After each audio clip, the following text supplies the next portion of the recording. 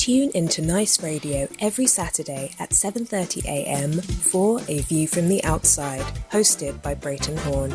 A View from the Outside takes a look at key issues affecting St Vincent and the Grenadines and gives a global perspective on how these issues are viewed. Host Brereton Horne will examine a variety of topics to enlighten, stimulate debate, and explore solutions. Hear the facts, hear the real-life stories, hear A View from the Outside.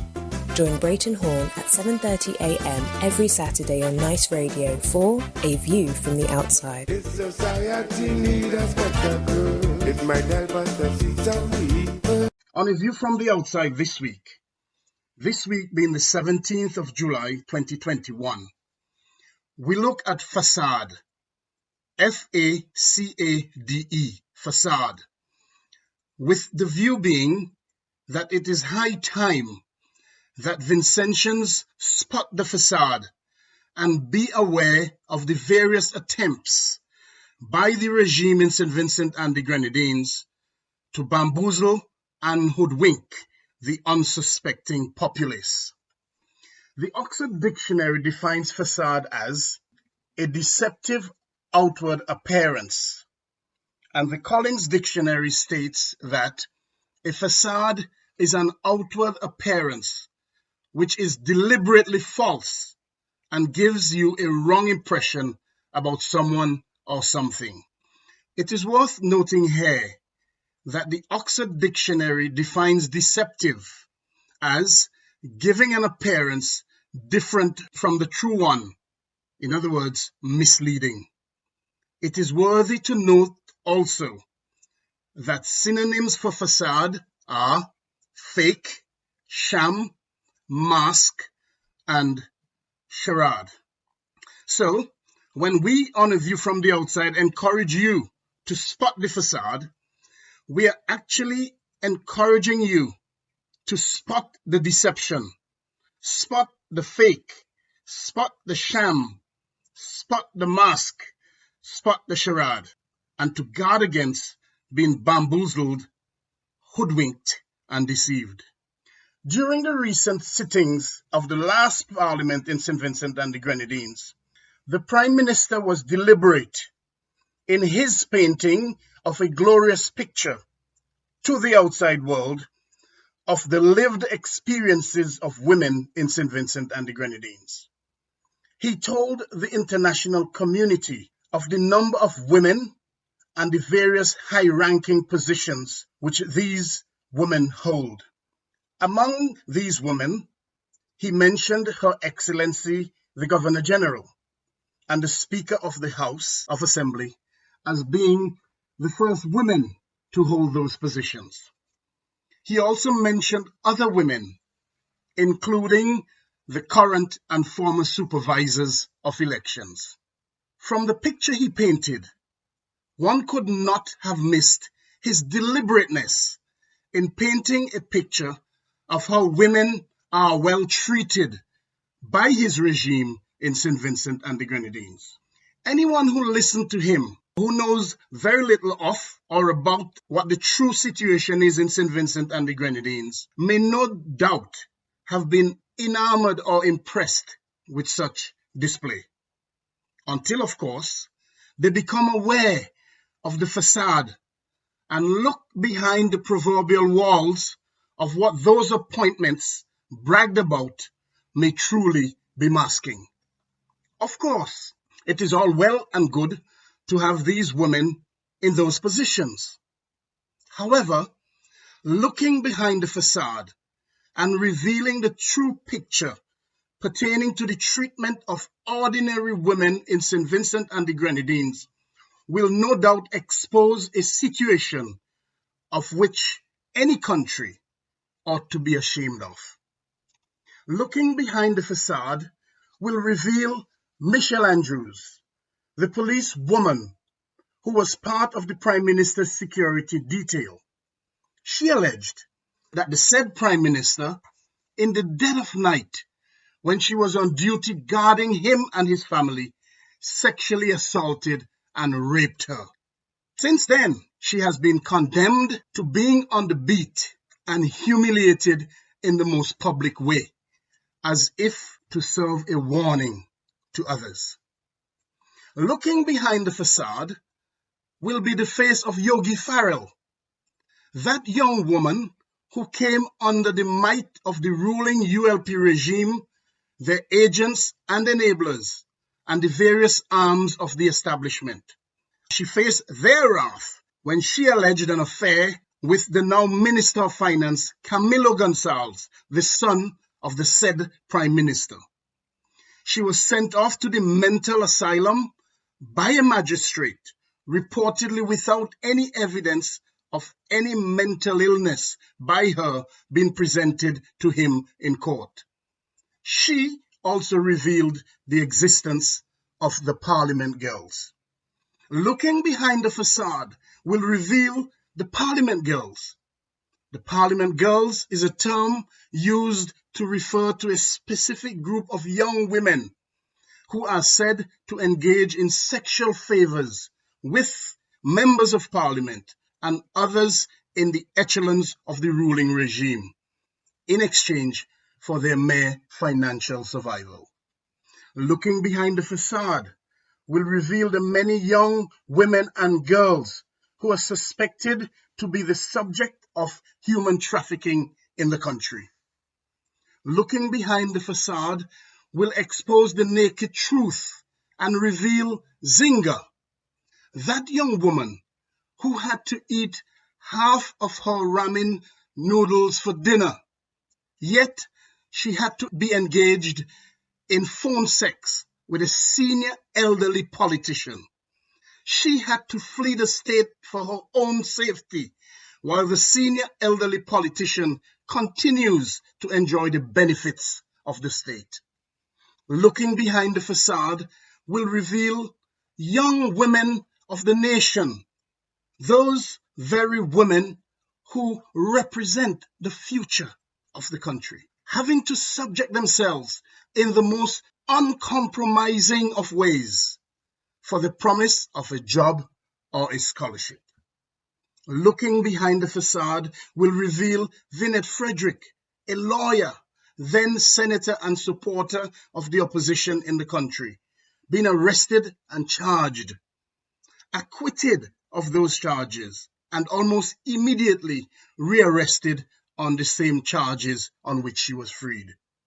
Looking behind the facade will show Luzette King being arrested and her skin bared in the most embarrassing of ways to the world.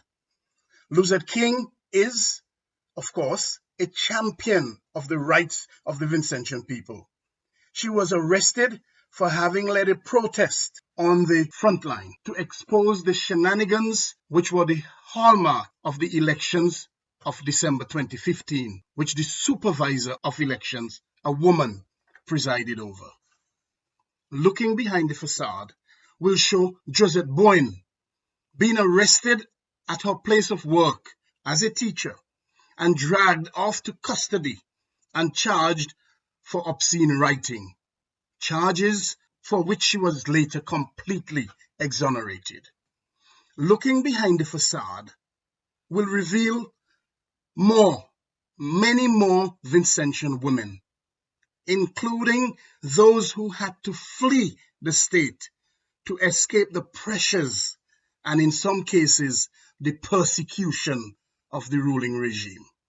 So, when the Prime Minister, in his own deliberate way, tries to paint that picture again, he's urged to pause and reflect on the hundreds, possibly thousands of Vincentian women up and down the country who are, even today, crying out and wondering where the next meal is coming from, wondering how they are going to send their children to school, wondering how on earth they're going to make it from one day to the next. And talking about Facade in general, there are many who believe that St Vincent and the Grenadines is currently run on Facade. One cannot escape the facade which the regime, including the Prime Minister, put up when they completely denied the statistics pertaining to the last poverty assessment, which revealed the dire poverty which exists throughout St Vincent and the Grenadines. One will remember that such denial came during the last election campaign, elections which were on the 5th of November 2020, way before the volcanic eruptions and Hurricane Elsa caused damage and displacement to many in the country. It is worth remembering here that the Prime Minister himself had to pull down that facade which they put up when, after the damage caused by the erupting volcano La Soufrière, and he found himself begging for aid, he admitted to the United Nations and to the world that there is extreme poverty in St Vincent and the Grenadines. It is also believed that another facade was put up in Parliament recently, when the Prime Minister stated that his government has a zero tolerance towards police brutality.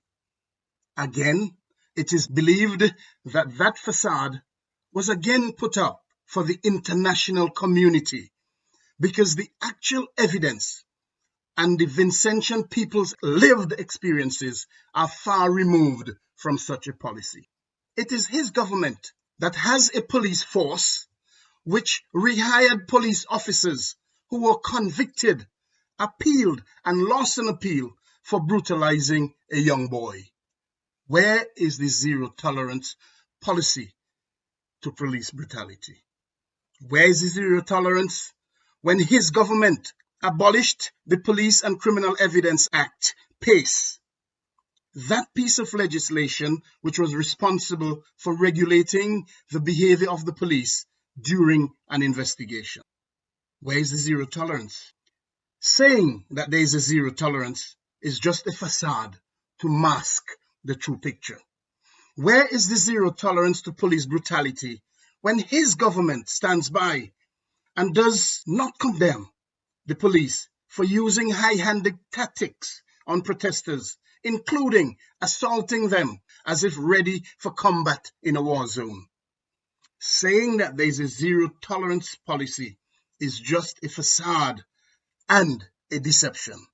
There are so many more instances that we can cite here on A View from the Outside pertaining to facade which is put up by the regime.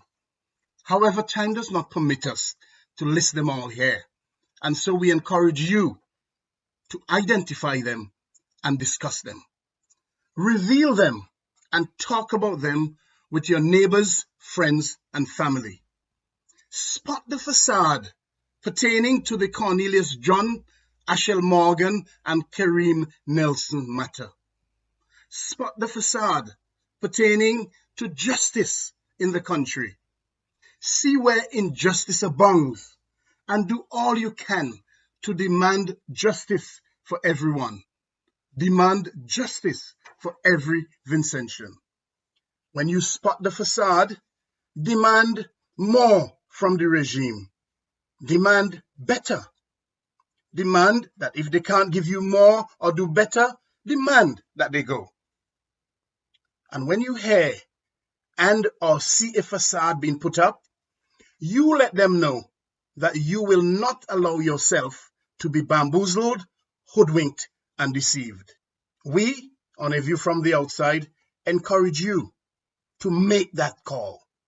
Make the call for all Vincentians to be treated equally or in the same way under the law.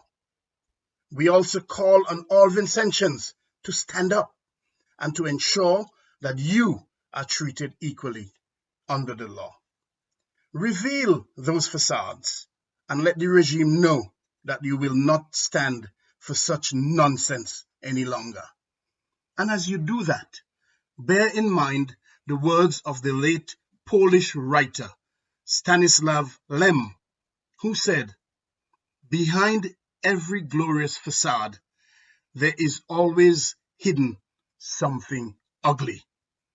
Until next week, Justin and all the listeners, this is Brereton Horne with a reminder to send your feedback as usual to A View from the Outside hotmail.com. We invite you to visit and like our Facebook page at A View from the Outside and to subscribe to our YouTube channel at JMB Horne. Justin, you and all the listeners, have a pleasant Saturday, have a wonderful Sunday, and a productive week ahead as you reveal and dismantle the facades.